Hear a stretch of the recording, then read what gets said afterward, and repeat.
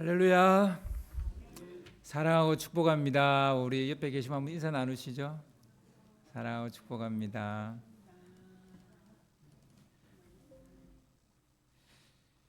오늘 하나님께서 우리에게 주시는 말씀은 사도행전 26장 24절에서 29절 말씀입니다. 제가 한 절, 여러분 한 절 교독을 하겠습니다. 바울이 이같이 변명하매 베스도가 크게 소리내어 이르되 바울아 내가 미쳤도다. 내 많은 학문이 너를 미치게 한다 하니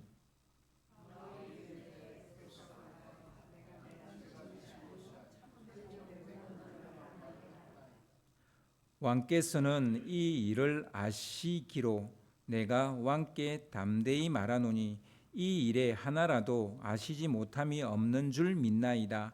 이 일은 한쪽 구석에서 행한 것이 아니니이다.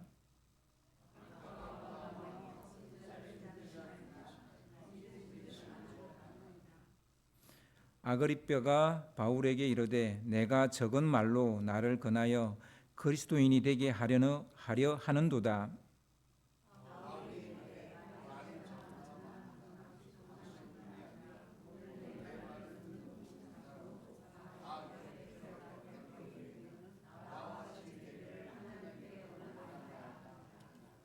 아멘.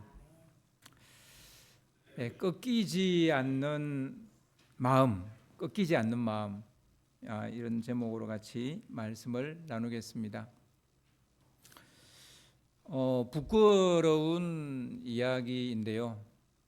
제가 터키, 지금은 이제 튀르키예가 됐군요. 튀르키예. 제가 갔을 때만 해도 터키였어요. 그때 이제 이 튀르키예 아우리치를 갔다 오고 나서 아우리치에 대한 마음이 꺾여 버렸어요. 선교에 대한 충분한 마음과 비전을 품지 않고 갔을 때, 충분히 준비된 마음을 가지고 가지 않았을 때 생길 수 있는 일들이 다 그 아우리치 가운데 일어났어요. 저도 엄청 아파가지고 터키에 있는 그 현지 병원까지 가서 병원 신세를 지릴 정도였으니까, 이런저런 이유를 대면서 아우리치에 대한 마음을 그때 좀 접어버렸습니다. 절대로 안 간다 뭐 그런 생각은 아니고요. 아우리치에 대한 열정이 좀 꺾여 버렸다는 그런 얘기입니다. 여러분 혹시 살아가면서 살아야 할 이유가 다 꺾여 본 적이 있어요? 그것 때문에 내가 이렇게 살아왔는데 그 의미, 그 이유가 다 꺾여 버린 적 있으세요? 예, 있었군요. 이게 정상입니다. 이루고자 하는 목표나 하고자 하는 일에 대한 열정이 꺾여 본 적이 있으세요? 이거는 좀 많으실 거라고 봐요. 사람에 대한 기대나 사랑이 꺾여 본 적이 있습니까? 내가 그렇게 믿었건만, 내가 그렇게 사랑했건만, 근데 그것이 꺾여 버린 적 있으시냐고요? 하나님에 대한 믿음이나 소망이 꺾여 본 적이 있으세요? 신앙생활하면서 이런 경험이 없었다면 그 사람은 제가 볼 땐 거짓말쟁이에요. 여러분, 우리는 하나님에 대해서 실망할 수밖에 없는 존재예요. 왜? 하나님은 내 위주로 존재하시는 분이 아니기 때문에 그래요. 하나님은 하나님 위주로 존재하시는 분이지 내가 가운데 있고 하나님이 내 주위를 도는 게 아니에요. 그런데 우리는 항상 내 중심적으로 생각하잖아요. 그래서 믿음이나 하나님 안에서의 소망이 꺾여버리는 거예요. 서로 다르니까. 아마 한 번도 없었다고 말하기가 어려울 겁니다. 저는 오늘 설교를 준비하면서 꺾이지 않는 마음에 대해서 깊이 묵상하게 됐어요. 그래서 여러분과 이 주제로 이야기를 하려고 하는 것이고요. 여러분과 같이 고민 하려고 합니다. 여러분 고민할 준비 되셨습니까? 예, 들으실 준비 되셨죠? 지금 혹시 생각이나 마음이 딴 나라 가 계신 분 안 계시죠? 결론부터 말하자면, 우리 결론 좋아하잖아요, 그죠?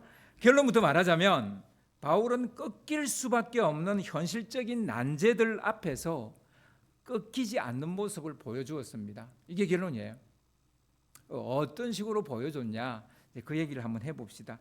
총독 벨릭스가 바울을 2년 동안 감옥에 가두어뒀습니다. 유대인의 환심을 사기 위해서죠.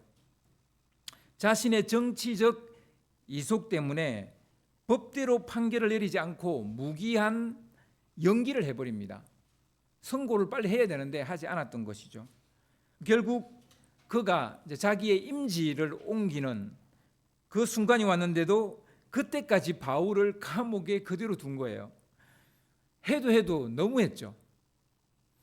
바울의 입장에서 볼 때 정말 신물이 나는 사람이에요. 지긋지긋한 사람이죠. 왜냐고요? 벨릭스가 속물이라도 너무 속물인 거예요. 그는 수시로 바울을 만나서 이야기를 나누었습니다. 물론 처음에는 벨릭스 총독이 하나님의 말씀과 복음을 듣고 싶어서 그러는 줄 알았죠. 근데 그게 아니었던 거예요. 그냥 복음에 대해서 더 듣고 싶어 하는 줄 알았는데 다른 꿍꿍이 속이 있었던 겁니다. 시간이 지날수록 이 벨릭스 총독의 꿍꿍이가 보이기 시작하는 거예요. 이게 안 보이면 좋아요. 그러면 나는 계속 그냥 행복하게 내 하고 싶어 하면 되는데 그 꿍꿍이가 보이는 거예요. 그 속내가 보이는 거예요. 그렇게 벨릭스가 불러서 이야기를 하게 해서 그 앞에 가서 막 그렇게 이야기를 하고 막 그랬는데 자꾸 하다 보니 돈을 바란다라는 것을 알게 된 겁니다. 그러니까 뒷돈을 바란다는 것을 알게 된 겁니다. 바울이 이런 벨릭스의 속내를 아는데 그렇게 시간이 오래 걸리지는 않았을 겁니다. 그런데 상대의 그 속내를 빤히 읽고도 바울은 2년 내내 부르기만 하면 가서 내색하지 않고 줄기차게 복음에 대해서 이야기하고 하나님의 말씀에 대해서 이야기하는 거예요. 예수님에 대해서 이야기를 하는 거예요. 그러니까 제사보다 제밥에 정신이 팔려 있는 사람인데 그럼에도 불구하고 바울은 한결같이 예수 그리스도에 대한 이야기를 하는 거예요. 이런 게 꺾이지 않는 마음이 아니겠습니까? 분명히 상황을 놓고 보면 가서 이야기할 필요가 없는 거예요. 이렇게 열을 올릴 필요가 없는 거예요. 이렇게 공을 들일 필요가 없는 거예요. 그런데 바울은 혹시 그의 마음이 바뀔까 봐 계속 또 한결같은 행동을 하는 거예요. 이런 게 꺾이지 않는 마음. 우리는 상대의 속내를 알게 되면 어떻게 됩니까? 그 자리에서 돌아서죠. 기대나 희망을 접어버리죠. 상대에 대한 좋은 마음이나 선한 의도가 연기처럼 그냥 사라져버립니다. 상황이나 법이 바뀌면 우리는 뒤돌아보지 않고 품었던 뜻을 접어버립니다. 내가 하려고 하는데 제도가 바뀌었다. 내가 하려고 하는데 어떤 분위기가 바뀌었다. 사람이 바뀌었다. 위에 상사가 바뀌었다. 그러면 너무나 쉽게 뒤돌아서 버리고 우리의 뜻과 꿈을 접어버리죠. 내가 무슨 용가리 통뼈라고 그러면서 그럼 그렇지 내가 하는 일이 다 그렇지 그러면서 우리는 우리의 마음을 꺾어버립니다. 아니 꺾여버립니다. 꺾여버리는지 하여튼 둘 중에 하나죠. 실은요 이때가 꺾이지 않는 마음이 필요한 때입니다. 그러니까 모든 것이 순조로울 때는 꺾이지 않는 마음이 필요하지 않아요. 그죠? 필요 없어요. 그냥 꺾이지 않을 테니까 잘 돼가고 있으니까. 그런데 이렇게 뭔가 상황이 뒤틀리고 뭔가 꼬이고 뭔가 잘 안 될 때 그때가 사실은 이런 꺾이지 않는 마음이 필요한 시간인 겁니다. 상대의 셈법이 어떠하든지 간에 내가 하고자 하는 일을 변함없이 하는 것이 꺾이지 않는 마음이 아니겠습니까? 상황이 어떻게 돌아가든 간에 내가 하려고 하는 길을 묵묵히 가는 것이 꺾이지 않는 것이 아니겠습니까? 여러분, 자존심이나 열등감에 휘둘리지 않고 담담하게 가야 할 길을 가는 사람, 여러분, 이런 사람이 될 수 있기를 바랍니다. 아멘. 저는 여러분이 그런 사람이 될 수 있다고 믿습니다. 아멘. 하지만 사람들은 어떻게 그렇게 야속한지 몰라요. 글쎄, 바울이 꺾이지 않는 뚝심에도 불구하고, 바울의 이런 꺾이지 않는 뚝심에도 불구하고 벨릭스는 자기 임기가 끝날 때까지 재판에 선고를 내리지 않습니다. 답은 이미 나왔는데 그걸 선고하지 않는 거예요. 그렇다고 예수를 믿겠다고 고백한 것도 아니에요. 행여나 예수를 믿지 않을까라는 그 마음에서 끝까지 버티고 이야기했는데, 근데 떠나는 순간까지도 난 예수를 믿겠다 말하지 않는 거예요. 바울의 입장에서는 힘 빠지는 일이 아닐 수 없습니다. 2년 동안 공을 들였는데, 그렇게 공을 들였는데 어떤 변화도 열매도 없이 그냥 훌쩍 떠나버린 거예요. 보통 이런 일을 겪게 되면 꺾이지 않는 마음은 힘을 잃게 됩니다. 이 꺾이지 않는 마음이 우리 안에 강하게 있었는데요. 근데 이렇게 결과가 없으면, 열매가 없으면 이 힘이 쫙 빠져버리는 거예요. 쪼그라드는 겁니다.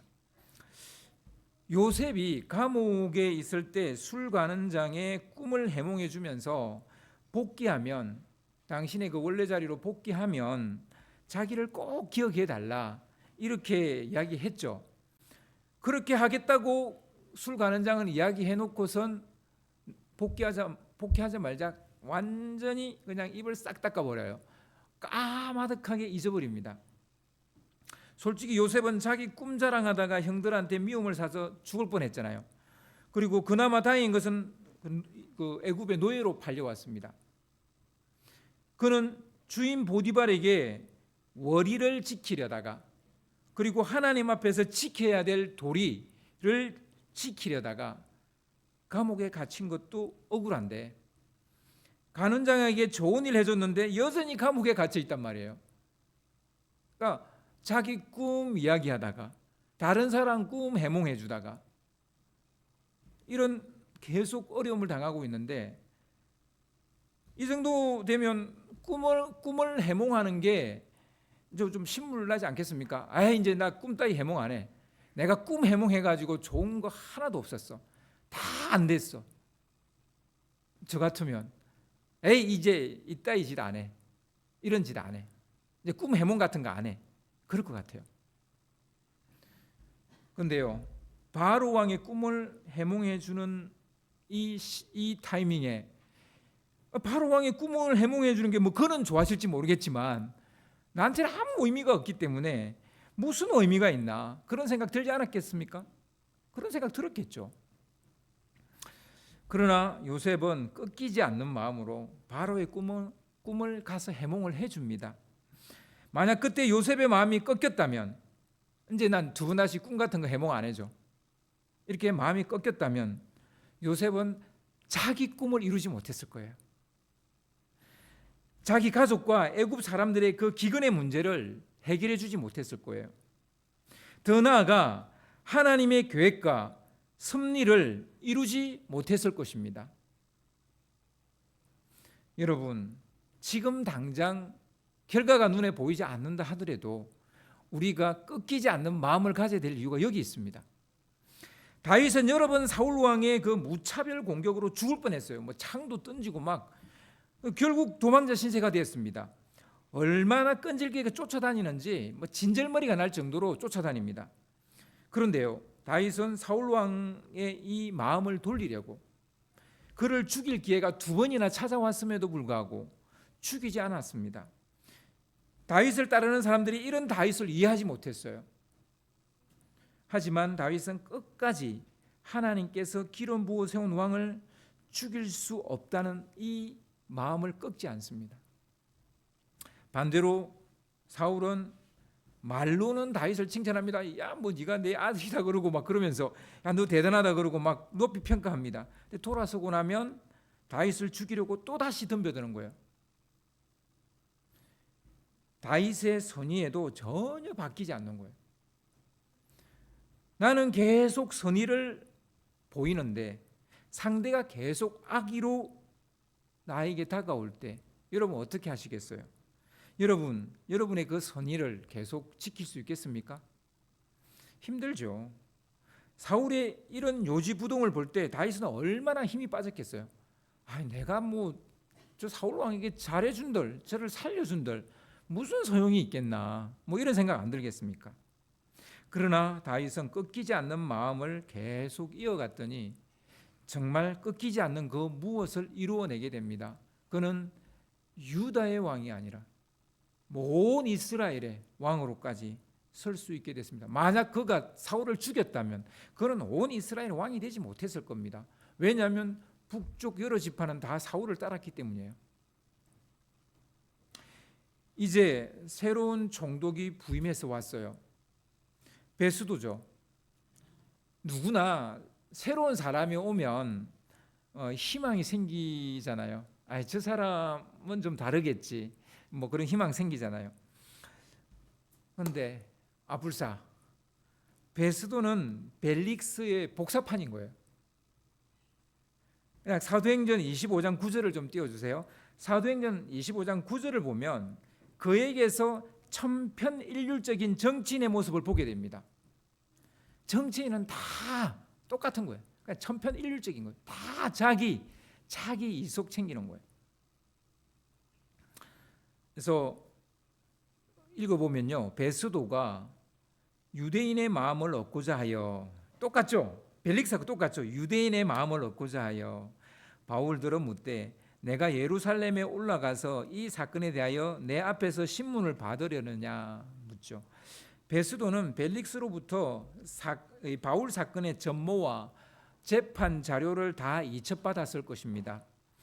베스도는 이첩받은 자료를 훑어보고 나서 바울이 무죄라는 사실을 바로 단박에 아마 알아보았을 겁니다.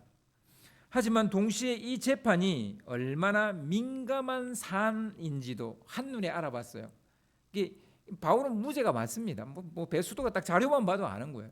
그럼에도 불구하고 바울에게 이렇게 묻는 거예요. 너가 예루살렘에 올라가서 이 사건에 대하여 내 앞에서 신문을 받겠느냐? 뻔한 거죠. 올라가봤자 또 연기할 거, 뭐 뻔한 거예요. 그러니까 베스도는 유대인의 선심을 사기 위해서, 환심을 사기 위해서 그냥 예루살렘에서 재판 한번 하면서 내가 너네들 요구 들어줬어라고 그거 그냥 하려고 하는 거예요. 그러니까 바울은 이 제안을 거절합니다. 그리고 자신의 생각을 이야기해요. 그것이 사도행전 25장 10절에서 11절에 나옵니다. 좀 띄워주세요. 바울이 이르되 내가 가이사의 재판 자리에 섰으니 마땅히 거기서 신문을 받을 것이라. 당신도 잘 아시는 바와 같이 내가 유대인들에게 불의를 행한 일이 없나이다.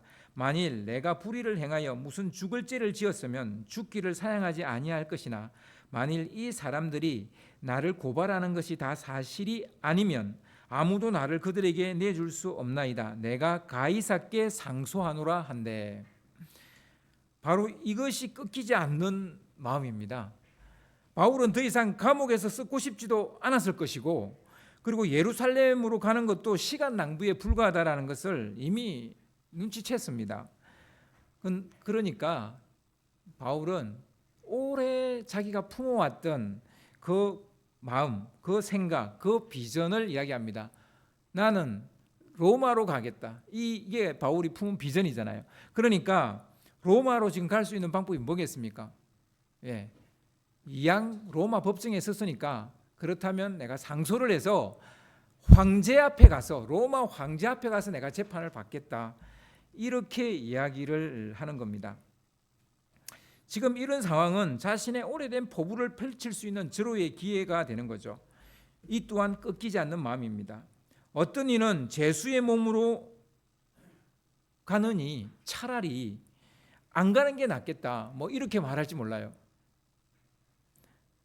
쓸데없는 자존심이죠. 뭐 죄수의 몸으로 가든 뭐 어떤 몸으로 가든 일단 로마로 가는 것이 바울의 꿈이니까.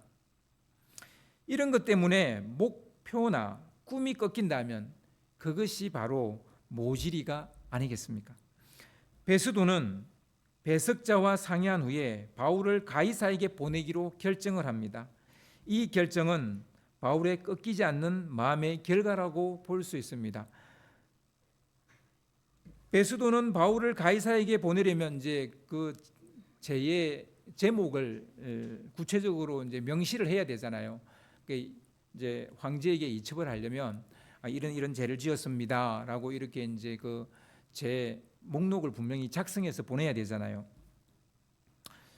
그래서 그의 변론을 직접 듣기로 합니다. 물론 자료가 있지만 직접 듣는 게 이제 더 분명하게 쓸 수 있겠죠. 그렇게 이제 바울로부터 변론을 들으려고 막 하는 그때에 딱 그때 하필 아그리빠 2세 왕이 이 버니게라는 그의 누이와 함께 새로 부임한 총독에게 인사하러 방문을 한 거예요. 이 아그리빠 2세는 아그리빠 1세의 아들이고요. 그 제일 큰 맏이가 버니게고 두 번째가 아그리빠 2세고 그리고 그 밑에 또 동생이 하나 더 있습니다. 하여튼 이렇게 있는데 그 동생이 누구냐면 드루실라예요. 벨릭스의 부인. 다 그렇게 그냥 왕족들이 그렇게 서로 왕족끼리 결혼을 합니다. 그 당시 다 그랬어요. 그가 가이사에게 가서 재판을 받겠다 해서 뭐 보내기로 했다라는 얘기를 이제 아그리빠 2세에게 막 이제 설명을 하죠. 그리고 이런 바울의 사건이 있는데 그가 가이사에 가겠다 해서 이제 아그리빠에게 당신은 어떻게 생각하냐 뭐 이렇게 이제 조언을 좀 구한 것 같아요. 아그리빠 왕은 이 새로운 총독을 돕는 차원에서 이제 막 왔으니까 뭐 잘 모를 거 아니에요. 그래서 돕는 차원에서 자기도 그럼 바울의 변론을 한번 들어보겠다 그러는 거예요. 그래서 바울은 본의 아니게 베스도와 아그리빠 2세와 그리고 그의 누이 같이 온 버니게 앞에서 자기 변호라는 명분으로 그들에게 복음을 전합니다. 사실 이런 인간들 앞에 복음을 전하는 게 말짱 도루묵이라는 생각이 솔직히 들긴 해요. 저는 그래요. 왜냐고요? 베스도는 벨릭스의 그냥 복사판이 그냥 정치적으로 자기 이성만 챙기는 사람이에요. 그러니까 말해도 이 사람 벨릭스하고 똑같을 거라는 거예요. 믿지도 않을 뿐더러 그냥 시간만 끌 거라는 거 뭐 복사판이에요. 그리고 아그리빠 2세는요. 그의 아버지가 어떤 사람이냐면 사도 야고보를 죽인 사람이에요. 그리고 막 하나님의 영광을 가로챘다가 그 내장에 벌레, 뭐 충이 그 내장을 먹어버려 가지고 바로 적사해서 죽은 사람이에요. 그리고 이제 이 버니게는요, 이제 아그리빠 2세의 누나인데요. 근데 이 둘이 동거를 해요. 그러니까 건친상간을 해요. 친누나예요. 친누나한테 건친상간을 하는 거예요. 이 소문이 파다했어요. 그러니까 제가 볼 때 인간 같지 않은 것들한테 복음을 전해서 뭐 하냐? 저런 것들은 다 지옥에 떨어져야 된다. 뭐 이렇게 말하고 싶은 인간들이에요, 솔직히. 그런데 바울은 그들이 어디서 어떻게 굴러먹다 왔는지 보지 않았어요. 기회가 주어지자 바울은 자신이 경험한 예수를 간증하는 거예요. 사도행전 26장 거의 대부분이 바울의 간증 내용입니다. 바울은 혼신의 힘을 다해서 복음을 전하는 거예요. 그런데 그렇게 했더니 돌아온 게 뭡니까? 오늘 본문 24절 첫 절이죠. 24절에 보면 베스도가 이렇게 소리를 쳐요. 바울아, 내가 미쳤다. 너의 많은 학문이 너를 미치게 하였구나. 이렇게 말합니다. 그럼 아그리빠 반응은 어땠을까요? 오늘 본문 28절 29절인데요. 오늘 본문 28절 29절을 좀 띄워주세요. 아그리빠가 바울에게 이르되 내가 적은 말로 나를 권하여 그리스도인이 되게 하려 하는도다. 바울이 이르되 말이 적으나 많으나 당신뿐만 아니라 오늘 내 말을 듣는 모든 사람도 다 이렇게 결박된 것 외에는 나와 같이 되기를 하나님께 원하나이다 하니라. 그대의 짧은 말로 나를 설득해서 그리스도인이 되게 하려느냐 뭐 그러면서 설거머니 막 뒤로 빠지려 그러죠. 아그리빠가 지금. 그러니까 바울이 이제 지금 뭐 자기는 사실 제수의 이름으로 지금 서서 변호하고 있는 입장인데 도리어 막 바울이 호통을 치는 거예요. 뭐 말이 적으나 많으나 그게 중요한 게 아니고 내가 이렇게 잡혀 있는 거 외에는 당신도 나와 똑같기를 원한다. 이렇게 막 도리어 호통을 치는 거예요. 참 한결같아요. 바울이 한결같아요. 바로 이것이 꺾이지 않는 마음이 아니겠습니까? 전혀 뭐 상황이 어떻게 돌아가든 그 사람이 어떤 사람이든 인간 같지 않든 정말 가짜 않은 사람이든 진짜 가정스러운 사람이든 그거 중요한 게 아닌 거예요. 그냥 바울은 한결같은 거예요. 한결같이 그냥 자기가 전해야 될 이 복음 전하는 거예요. 그들이 믿든지 말든지 반응이 어떻든지 말든지. 이게 바로 꺾이지 않는 마음이에요. 꺾이지 않는 이런 거예요. 꺾이지 않는 마음. 여러분 이럴 수 있습니까? 이래 해야 됩니다. 이래 해야 살아남을 수 있어요. 이 세상이 얼마나 정말 복잡합니까? 정신없습니까? 혼란스럽습니까? 바울은 이제 세계의 심장부를 넘어 세계의 끝으로 가서 복음을 전하려고 합니다. 이 꿈을 이루기 위해서는 일단 로마에 있는 가이사에게 상소를 해야 되는 거예요. 이게 최상의 길이었던 겁니다. 언감생심 황제에게 상소를 하다니 저 변방에 동방에 있는 저 변방에 뭐 별것도 아닌 아무것도 아닌 뭐 정치적으로는 진짜 아무것도 아닌 물론 로마의 시민권은 가지고 있습니다. 아무것도 아닌 이 인간이 황제에게 언감생심 아닙니까? 황제에게 상소를 하는 거예요. 안 될 것처럼 보이잖아요. 그런데 이게 된 거예요.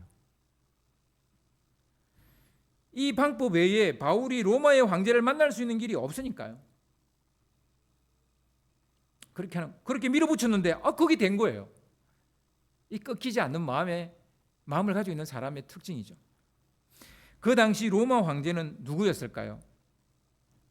바울이 로마로 이송되었던 시기가 AD 한 60년 정도로 보고 있습니다. 그때 황제가 누굴까요? 그 악명 높은 네로입니다. 네로 황제였어요. 최초의 기독교 박해자였던 황제 네로였어요. 바울은 세계의 심장부인 로마로 가서 네로 황제를 만났을까요? 기록은 없습니다. 만약 만나서 바울의 변론을 들었다 해도 그는 복음에 관심을 보이지 않았을 것이라고 저는 생각해요. AD 64년에 로마시에 큰 대화재가 일어납니다. 로마시의 거의 뭐 반 이상이 완전히 그냥 잿더미가 됐어요. 네로가 시적 영감을 얻기 위해서 로마에 불을 지른 거예요. 미친 놈이죠. 정신 나간 놈이죠. 황제가 지 시적 영감을 얻기 위해서 그냥 불을 질린 거예요. 삽시간에 네로가 불을 냈다라는 소문이 퍼졌고요. 그는 이 소문을 잠재우기 위해 기독교인이 방화했다는 죄를 그들에게 뒤집어 씌우는 거예요. 대화제를 기독교인들의 소행으로 돌리고 그리고 대대적으로 기독교를 박해하는 거예요. 저들은 존재해서는 안 되는 족속들이다. 우리 로마시를 이렇게 불태웠다. 참 고개가 쩔레쩔레 흔드는 그런 인물이죠. 그런 인물이 네로예요. 미쳐도 단단히 미친 놈이죠. 이때 바울도 베드로도 순교를 당하게 됩니다. 만났어도 네로는 바뀌지 않았을 겁니다. 누구처럼요? 벨릭스나 베스도나 아그리빠처럼 바뀌지 않았을 거예요. 근시안적인 눈으로 보면 아무 소득이 없었던 것처럼 보입니다.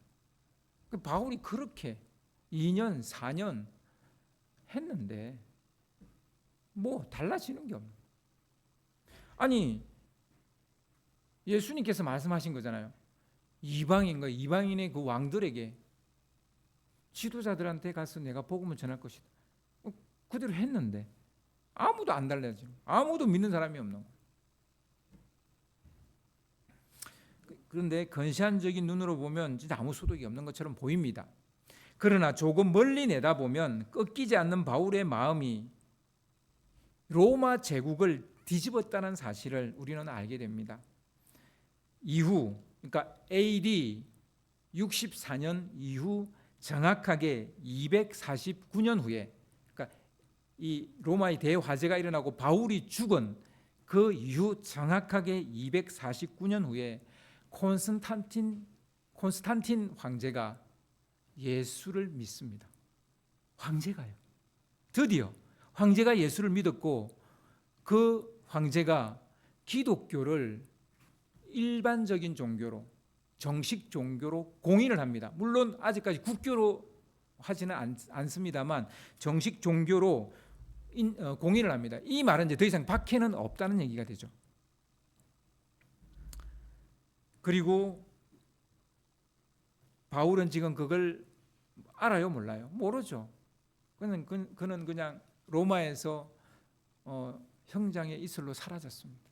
그렇지만 바울의 이 꺾이지 않는 마음이 결국 로마를 뒤집어 엎은 거예요. 시간은 좀 걸렸는데. 그리고 그는 잠시 이 로마에 머문 시간이 이제 AD 60년에 갔고 64년에 죽었으니까 한 4년 정도의 시간이 있었고요. 한 2년 정도는 또 가서 갇혀 있어요, 감옥에.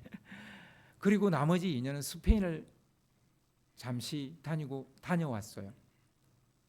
근데 그 스페인 전도 여행을 이제 하고 왔는데 제가요 이제 작년에 안식년에 스페인과 포르투갈 이베리아 반도 갔다 왔잖아요.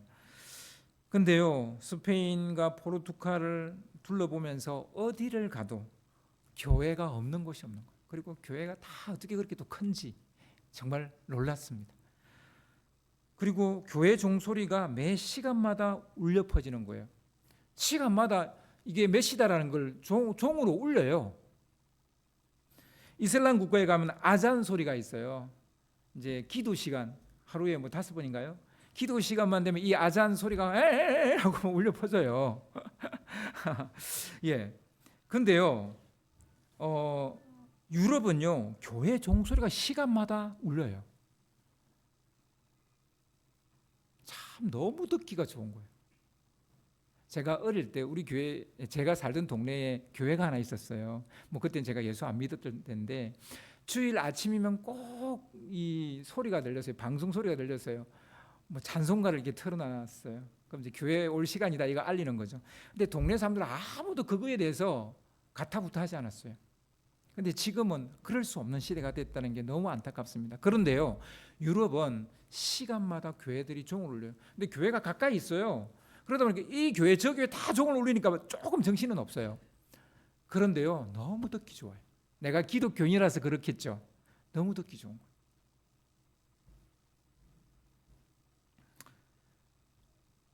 레콩키스타라는 말을 전에 제가 한번 이야기한 적이 있습니다.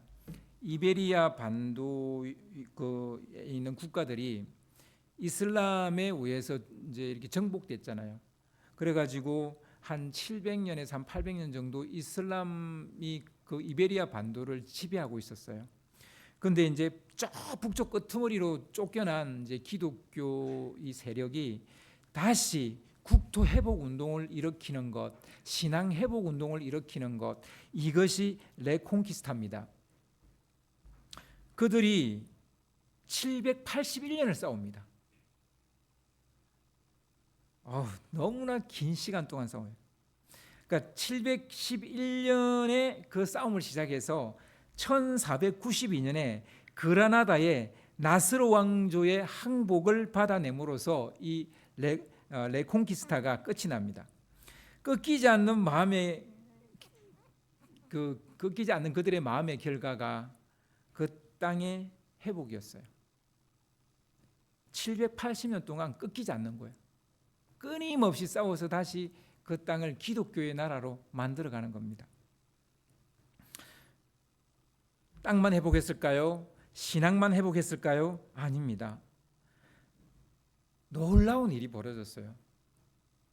새로운 세계를 향해 나아갈 수 있는 진취적인 자신감을 얻게 된 거예요. 그렇게 이슬람을 몰아내면서 다른 모든 유럽의 나라들은 자기들끼리 싸우고 있을 때 이들은 이슬람과 싸워서 그들을 몰아내고 이제 다른 세계를 향해서 나아갈 수 있는 진취적인 자신감을 가지게 된 거예요. 대항해의 시대가 열린 거예요. 1492년에 마지막 그라나다의 나스르 왕조가 항복을 하고 무너졌는데 1492년이 어떤 해입니까?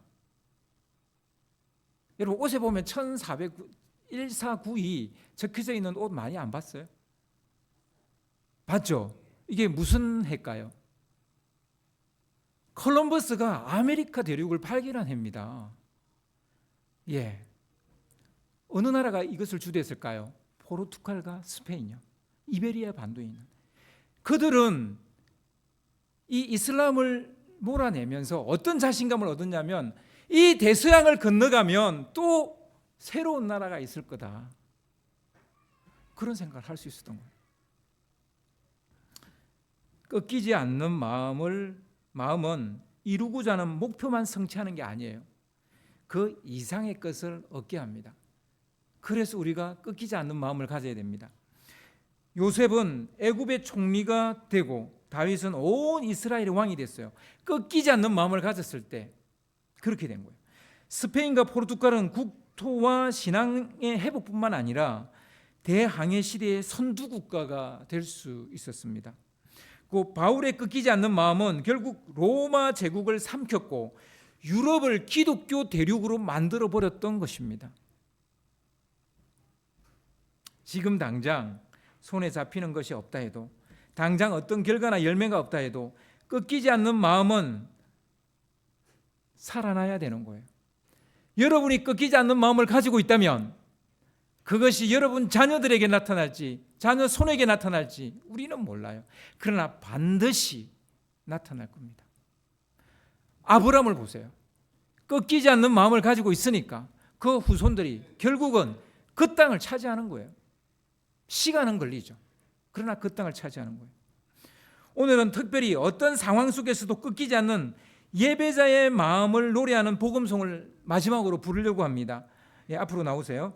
우리의 꺾이지 않는 마음을 우리 안에 살려낼 수 있기를 주님의 이름으로 축원합니다.